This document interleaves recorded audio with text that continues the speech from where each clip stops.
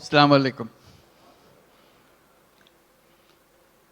It's a very emotional occasion.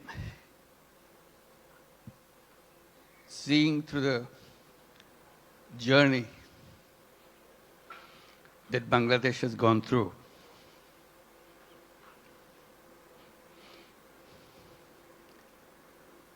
The people who are just presented,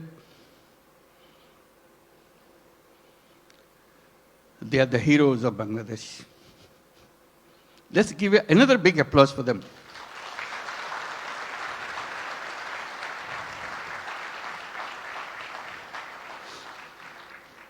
Another standing ovation for our new citizen, Kyu Hak Sang. Thank you. Wonderful. His dedication, his commitment. Thank you. Please have your seat.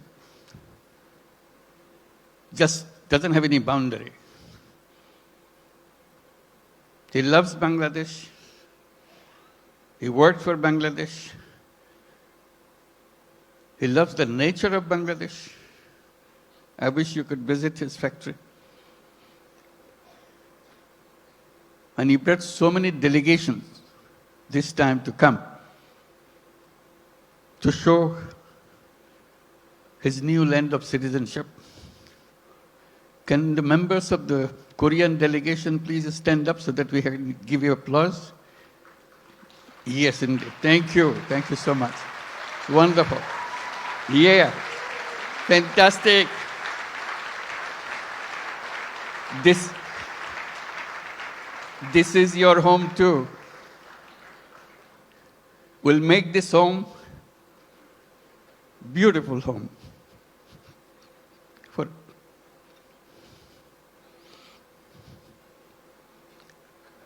seeing them today, it's a journey that we have made the last 50 plus years. I was just remembering when we became an independent country in 1971. The celebration that we went through and commitment we made for building a new nation. Despite sacrifices of lives for achieving that independence, we rejoiced. We are free. That was 1971. Then came 1974.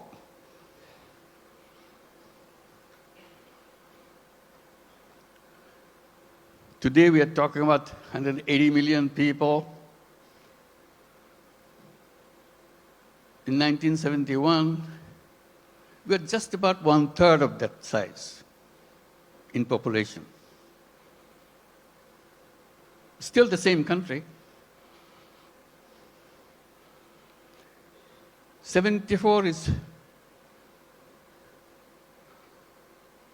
a year that we cannot forget.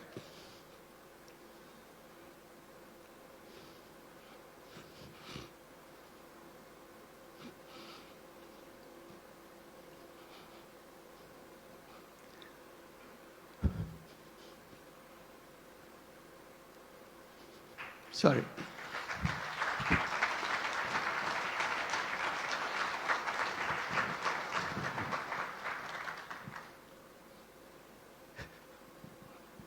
Sorry, my words. I cannot bring my word. People died of hunger. A famine throughout the country.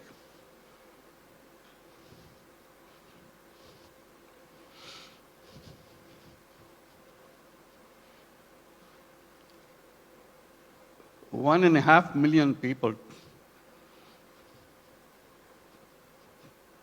died.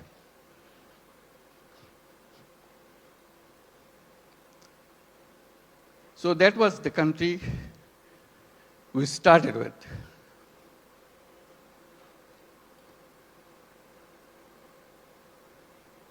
We used to grow one crop. We didn't know any other way.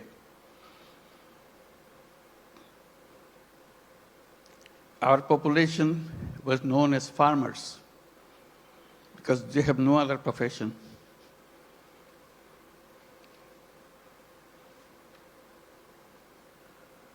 And of them,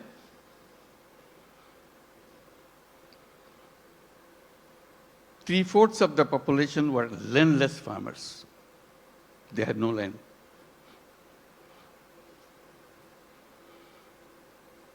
They used to lease in a tiny bit of land from the people who had little bit of land to make a living by one crop. If you heard the word dirt poor,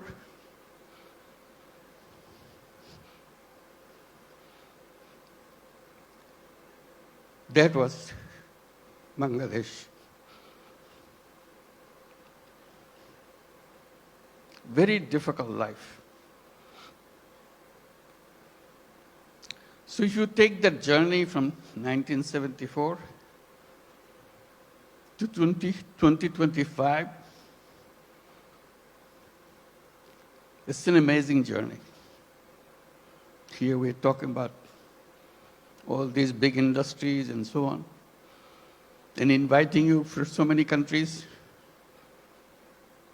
to set up more industries. We're talking about the big market, talking about the big, intelligent young population.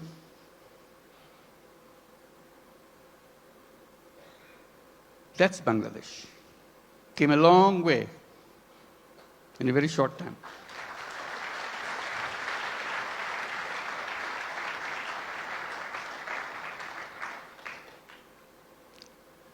In that famine-ridden country, one little initiative came just to relieve the burden of watching what's going on. To help people to lend money, tiny little money, $2, $3, so that they can start a business, focusing particularly, specifically on women. They are the most destitute of all. That became known as microcredit. We created a bank called Grameen Bank. Had no idea what this finally will turn out to be. But it turned out to be a global name.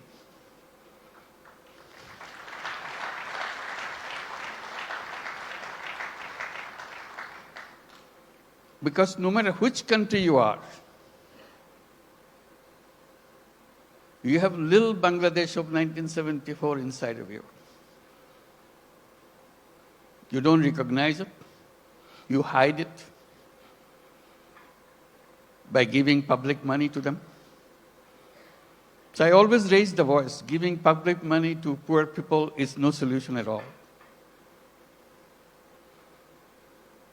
Solution is creating the structure, framework, will unleash the energy of the people. And microcredit was just a small effort of that.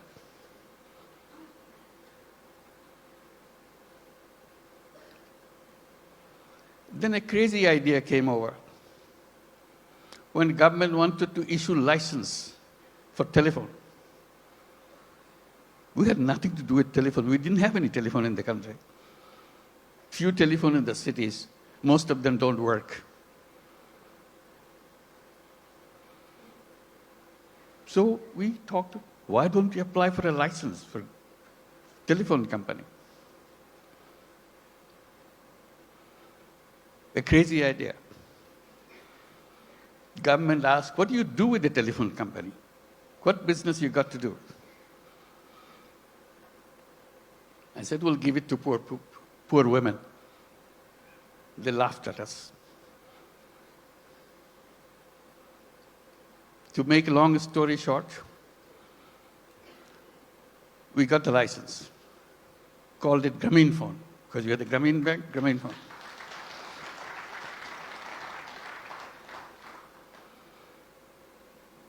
Nobody wants to partner with us because we have no knowledge, nothing. Because Bangladesh is no place for mobile phone. There's no market for mobile phone. Who wants to be partner? So we knock at every door, international doors. Nobody wants to partner. Finally, someone I personally knew in Norway, who happens to be chairman of Telenor. I explained to him, can you help me? Explained why we want to do this and why we want to bring the phone to the women. He took it seriously. But the company board doesn't agree with him. They said, what, Bangladesh? We never heard a name called Bangladesh. So it's a big effort for him. The more board rejects, he comes back again, explain again. Finally, he got it through. The company assessment was, at the peak of this company, you will have 200,000 users of the mobile phone in the whole country, 200,000. And you cannot make a living on this with this kind of clientele. He told me, I said, are you crazy? It will be at least 10 times more than that. That's the way I could figure. It became the largest telephone company in the country.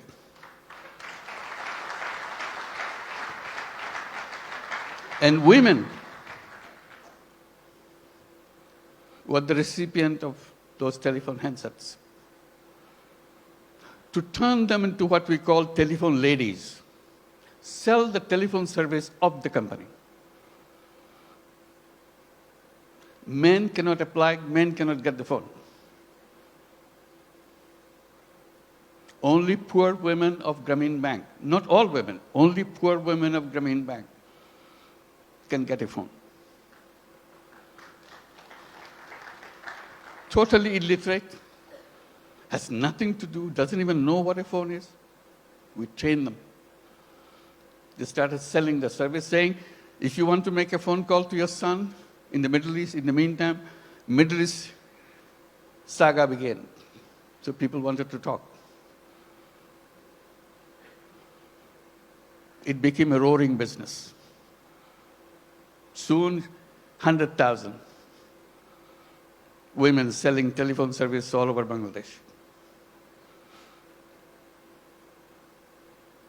It became so popular, everybody wanted to have a phone. Changed the whole company. At that time, there are other companies coming up around the world. They were focusing on their cities. The newspapers were covering us, not them. It became well known. So they started copying. For the first time, the idea came, phone have some use in the villages. They had no idea at all. The telephone has any meaning in the villages. They're always concentrated on the cities. Telephone industry globally changed.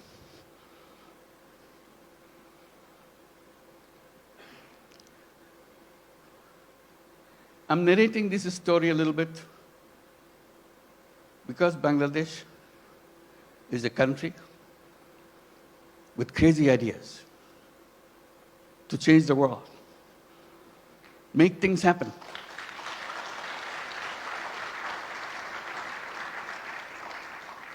Everyone you saw on the stage receiving the award has a very powerful, crazy ideas and made them happen. So we invite you to join that crowd.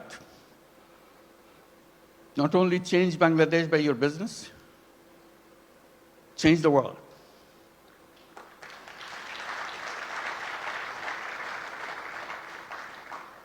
I keep reminding people, Yes, you want to make profit, go ahead, make profit. Maximize as much as you can. But we can add a little piece into it. Social purpose. You don't have to get disrupted by that. It's something that you can do, you have fun. Like many of you do already. So if you want to make a business with a purpose, along with the business that we do, Bangladesh is the place.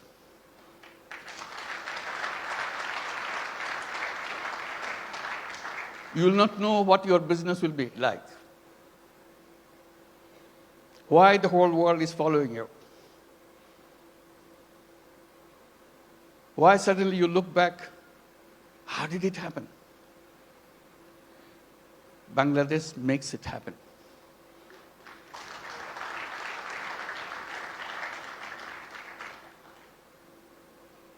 Always people explain how happy you got, you make money, we show the bottom line, fantastic thing. I try to add a little bit to that by saying making money is happiness, definitely, of course. But making other people happy is a super happiness.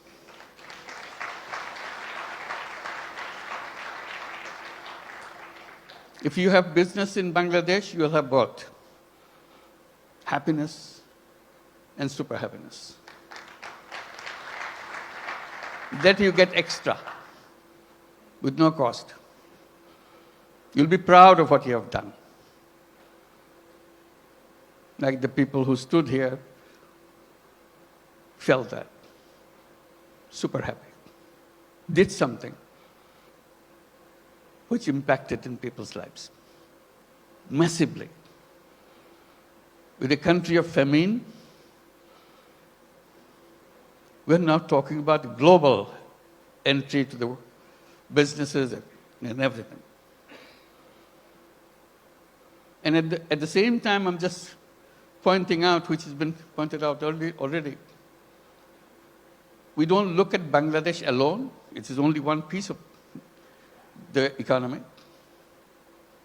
We see the whole region, very powerful region, lots of resources. We work together, facilitate each other. It's not the business to grab everything out of you, it's a competition, you grab things. We twist a little bit. You earn money, but earning money together, changing the life of the people together, is a fun, is something that immeasurable. And each of your company can enjoy that super happiness by expanding and reaching out. Reaching out, the impact that you make, you never explored. Just a little opening. That's the magic. Changes the world. We said business is the most powerful mechanism by which you can change the world.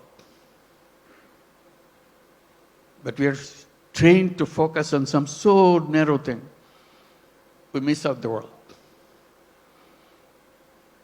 We can try opening a little bit.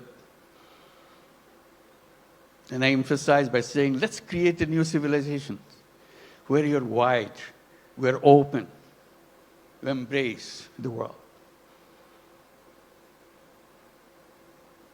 I underscore by saying we can create a world of 3 zeros. It can be done with the businesses, not by the government. Government cannot achieve that. That's not the function of the government. It's the function of individuals, human beings. We are human beings. We can change the world.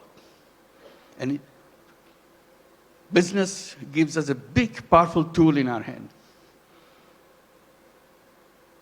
And the new civilization, I say, should be a civilization where there will be no carbon emission. We can do that. That's where the business innovation comes. All we have to do is just pay attention to that side. No carbon emission. It's a self-destructive system if you allow carbon emission to continue. No wealth concentration. It's fun to make money, but wealth concentration is the most dangerous thing to human being. It will destroy the whole world. And zero unemployment. The young people get excited about it. Because all of you are entrepreneurs, not job seekers. Think like an entrepreneur. Make things happen. And Bangladesh is a place to see that. How suddenly people, we are known as farmers. We're a country of farmers, landless farmers. We didn't have any land, much land, little. Only in the 70s, early 60s maybe, 60s, some crazy young guys from the universities dared to enter into something which is happening in the country because of business interest of other countries, garment industry. They said, why not us? That was the beginning of the garment industry in Bangladesh, those crazy young guys. All the first generation, some of them are already here, came out of that generation. And now moving into the second generation, you heard Naseem, the second generation entrepreneur. That's our history. In 2 generations, second generation is just the beginning. It's still the first generation going on. Topon is here too, I saw him. Where are you? Second generation, I'm sure. So that's the journey of generations. Now, what is the third generation coming up? Are we prepared for that? That's a challenge to all of us. And we talk about second generation, we have to talk third generation a little bigger. Boys and girls. Somehow, in entrepreneurship in the past, women left out. We have some, but very few. But women are as creative, as entrepreneurial as anybody else.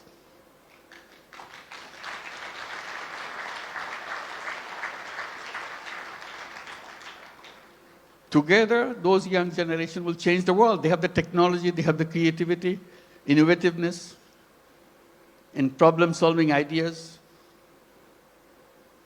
We don't have to look at the problem the same old way that we did 50 years back, waiting for the government to do something. We people can do that. That's a chance. So today it makes me very happy that we can gather together, and talk about creating that world. It's not just business in a limited idea, which is good, but you can have another space remains unutilized. Let's use this too. And Bangladesh, the business in Bangladesh is not only for Bangladesh, that's the point. It could be for the whole world. Who ever thought that microcredit, which started in a tiny little village, now would be a prime business in the United States, Grameen America?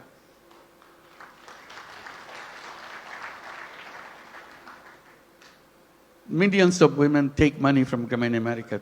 Loan size, in the American terms, less than $1,000.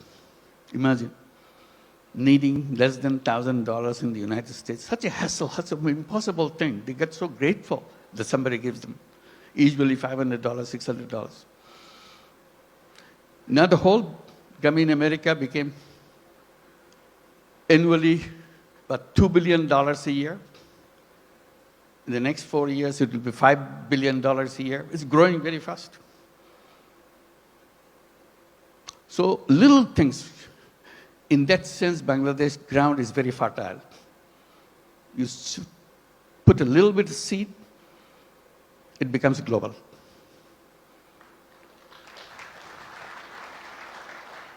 I wish I could tell all the stories that happen in Bangladesh, but I get very tempted, but they're all here. Talk to them, find out. And we welcome you to join us with that mission, creating a new world for the whole world. Thank you very much.